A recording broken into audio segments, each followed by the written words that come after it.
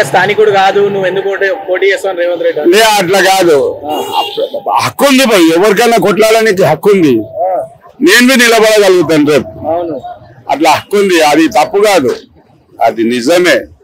ఇక గెలిచిందంటే ఈయన ఏం చేస్తాడు? ఎవరన్నారు?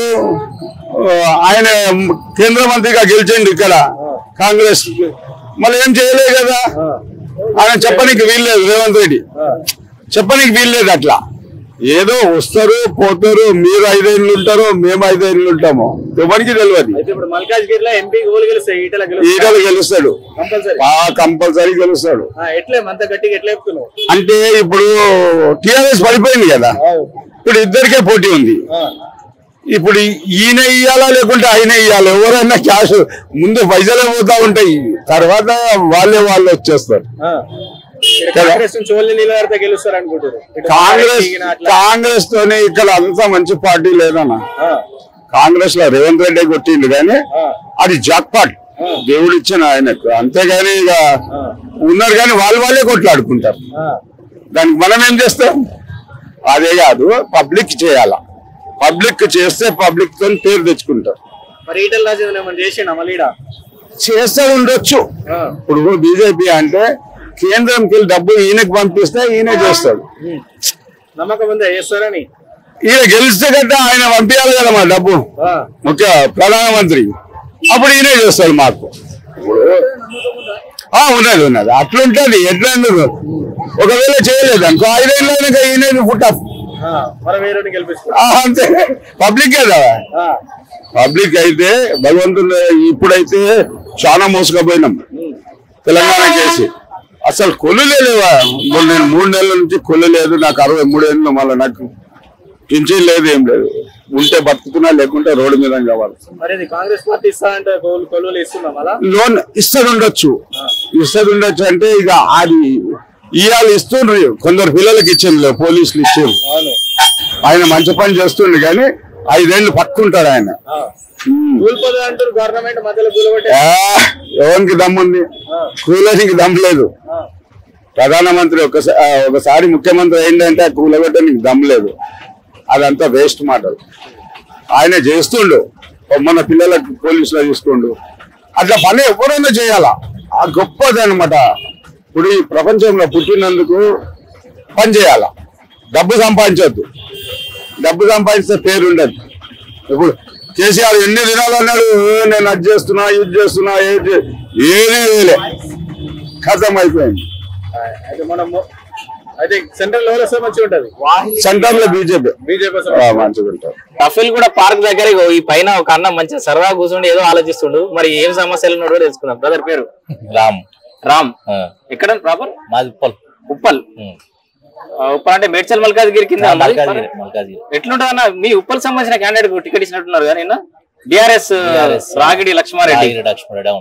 ఎట్లుంటది ఆయన క్యాండిడేట్ పరిస్థితి? లోకల్ పర్సన్, పాత మనుషులు, వాళ్ళకి వర్క్ అంతా. అంటే ఆడ పట్టు బాగుంది ఆయనకు ఉప్పల్లో. ఉప్పల్ అంటుంది. మరి మిగతా ఈ మల్కాజ్గిరి అంటే చాలా దేశంలోనే చాలా పెద్ద కాన్స్టిట్యున్సీ. మరి ఆయన అంతా గుర్తుపట్టే పరిస్థితి ఉంటారు. ఇక్కడ జనాలు అడిగితే చాలా మందికి కొత్త క్యాండిడేట్ ఇచ్చారు అని అంటారు. అంటే ఇక్కడ తెలియదేమో కానీ ఉప్పల్ అయితే లోకల్ ఆయన, చాలా ఆయన సీనియర్ మోస్ట్ పార్టీలో. ఓకే సరే, ఇప్పుడు బీజేపీ నుంచి ఈటల రాజేందర్కి ఇచ్చారు, ఇప్పుడు బీఆర్ఎస్ నుంచి మీ ప్రాంతానికి సంబంధించిన ఆయనకి ఇచ్చారు. ఫైట్ ఎట్లుంటా అంటే ఇప్పుడు ఈటల రాజేందర్ అయితే మరి స్టేట్ మొత్తం తెలిసిన క్యాండిడేట్, మరి ఆయన గెలిచే అవకాశం ఉందంటారా? ఈయన కాంగ్రెస్ వాళ్ళు ఇంకా అనౌన్స్ చేయలేదు, ఇంకా ఏం చేయలేదు. మరి ఫైట్ ఎవరికి మధ్యలో ఉండే అవకాశం ఉంది? ఎందుకంటే ఇప్పుడు ఉప్పల్ అంటే మాకు తెలుసు కాబట్టి మా మనిషి అన్నట్టు మేము ఉంటది. కానీ ఇక్కడైతే వాళ్ళు ఏమన్నా మీటింగ్ అయింది, ఏదో మీటింగ్ అయినట్టు, మోడీ సభ అవుతున్నట్టు జనరల్ గా. సరే మీ ప్రాంతం వాడు ఆ విషయం విడిచిపెట్టేసేయండి. ఫైట్ ఏ పార్టీకి మధ్యలో? బీజేపీ కాంగ్రెస్ ఉంటుందా, బీజేపీ బీఆర్ఎస్ ఉంటుందా? ఎవరెవరి మధ్యలో పోటీ ప్రధానంగా ఉండే అవకాశం ఉంది? బీజేపీ టీఆర్ఎస్ కే ఉంటుంది. బీజేపీ టీఆర్ఎస్ ఉంటుందంట అంతే అంటే కాంగ్రెస్ సిట్టింగ్ ఎంపీ ఉండే, మా ఇప్పుడు ముఖ్యమంత్రి అయ్యాడు రేవంత్ రెడ్డి, సిట్టింగ్ ఎంపీ ముఖ్యమంత్రి, అధికారంలో ఉంది పార్టీ. ఆయన ప్రభావం ఏముండదా మల్కాజ్గిరిలో? అంటే వాళ్ళ ఇప్పుడిప్పుడే స్టార్ట్ అవుతుంది ఒకటి. వాళ్ళకి ఇంకా చాలా పనులు ఉన్నాయి. వాళ్ళకి ఇంకా చాలా పనులు ఉంటే ఎంపీ ఎలక్షన్ ఇచ్చి పెట్టుకుంటారు. ఎంపీ ఎలక్షన్ ఇచ్చి పెట్టుకుంటారు అంటలేను. ఇప్పుడు ఎట్లా అంటే అసలు ఈ పార్టీలో ఎట్లుంటది అంటే ఇప్పుడు ఏం జరిగేది తెలియదు మనకి, ఏం జరిగేది తెలియదు. మనం చెప్పుకుంటే ఖాళీ వినడం బట్టి ఏం జరిగేది ఊరికే జనరల్ ఒక గెస్ కొట్టు ఎవరు గెలుస్తారని. జనరల్ ఎవరు గెలిచి ఈ ముగ్గురిలో ఎవరు గెలిచావు? బీజేపీ వస్తుండొచ్చు. మన ఆయన ఈటల రాజేందర్ ఆయనే ఉండొచ్చు మేబీ ఛాన్సెస్ అయితే.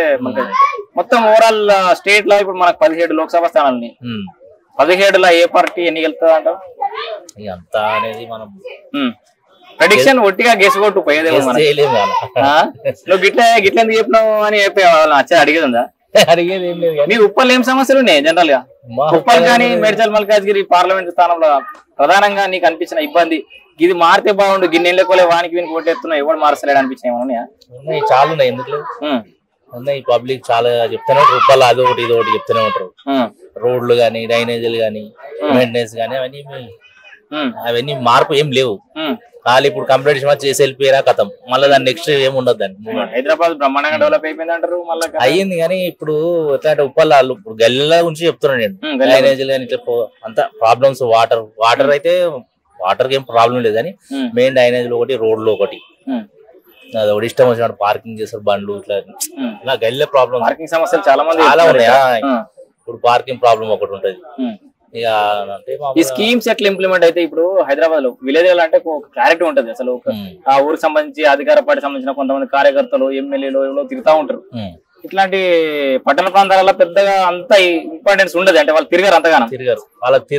స్కీమ్స్ బాగా ఇంప్లిమెంట్ అయితే డబుల్ బెడ్రూమ్ కానీ ఇవన్నీ ఇట్లాంటి గత పార్టీలో కానీ ఏమన్నా స్కీమ్స్ బాగానే గ్రౌండ్ లెవెల్ అందరికి వచ్చేటి పేదలకి వచ్చేవి అంటే ఎట్లుంటది అంటే చెప్తారు ఇక వాళ్ళకు అవసరం బట్టి వాళ్ళు చెప్తారు. అది వచ్చిన వాళ్ళకి వస్తాయి, కొందరు రాని వాళ్ళకి రావు.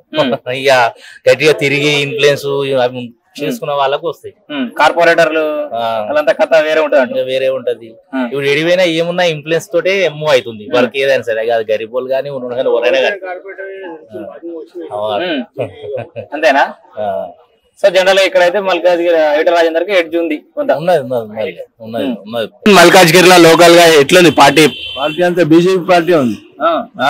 రీసెంట్ గా మోడీ కూడా వచ్చారు. మోడీ కూడా వచ్చింది, రోడ్ షో చూసిండు, అంతా పోయినాం, అంతా బాగానే ఉంది. మాదైతే బీజేపీ పార్టీ పక్కా 100%. ఎందుకంటే స్టేట్ అంటే వేరేగా, సెంట్రల్ లో మాత్రం బీజేపీ వేయాలా, మోడీ.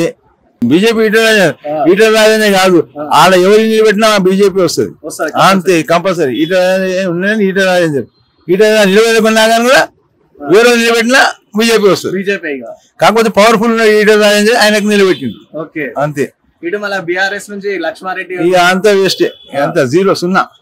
కాంగ్రెస్ నుంచి మల్లారెడ్డి గెలిచే ఛాన్స్ లేదు, లేదు. పోయింది అప్పుడే గెలిచేది ఉంది, అప్పుడే పోయింది. అది ఇప్పుడే గెలిచారు మల్లారెడ్డి. ఇంకా అప్పుడు గెలిచింటే పవర్ ఉంటుంది, అప్పుడే రూపాయి.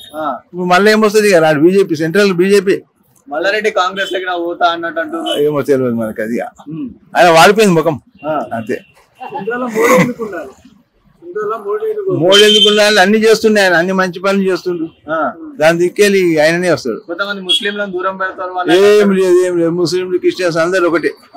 ఆయన అనుకుంటారు ఏం లేదు. బీజేపీ వాళ్ళు కూడా ముస్లిం కు వేస్తారు. ఒకవేళ కాంగ్రెస్ నుంచి గట్టి క్యాండిడేట్ ని నిలబడితే ఎట్లుంటది? కాంగ్రెస్ అనేది లేదు, వేస్ట్. అప్పుడు రేవంత్ రెడ్డి నిలబడి అంటే వచ్చి ఉండేది కథ అంతే, ఇంకేం లేదు.